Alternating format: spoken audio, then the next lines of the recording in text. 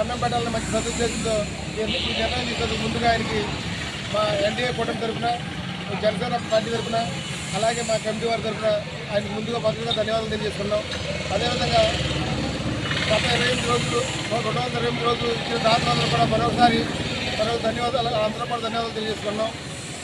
ఏ రోజైతే అన్నా క్యాంటీన్ మొదలుపెట్టి మన పవన్ కళ్యాణ్ గారు, చంద్రబాబు నాయుడు గారి సూచన మేరకు, ఇక్కడ కాంగ్రెస్ శ్రీనివాసరావు గారి సూచన మేరకు ఈ కార్యక్రమాన్ని 2 రోజులు దిగ్విజయంగా నడిపించినందుకు కోట గారికి, బాబీ గారికి, రాజీ గారికి, అలాగే అన్ని అందరికీ కూడా హృదయపూర్వక ధన్యవాదాలు చేసుకుంటాం.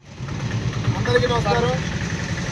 ఈరోజు 229వ రోజు అన్నదాతగా కుప్పల ఏడుకొండ గారు, కృష్ణకుమారి గారు, ఆలపాడు వాస్తవ్యులు, ఎన్డీఏ నాయకులు వారి సహకారంతో ఈరోజు చక్కటి భోజనం ఏర్పాటు చేశారు.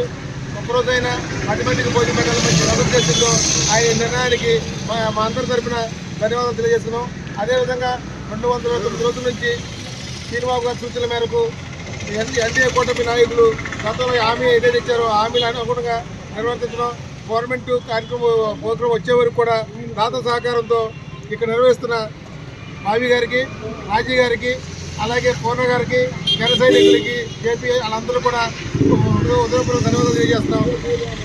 ఈ కార్యక్రమాన్ని ప్రారంభించవలసిందిగా కోరుకుంటున్నాం.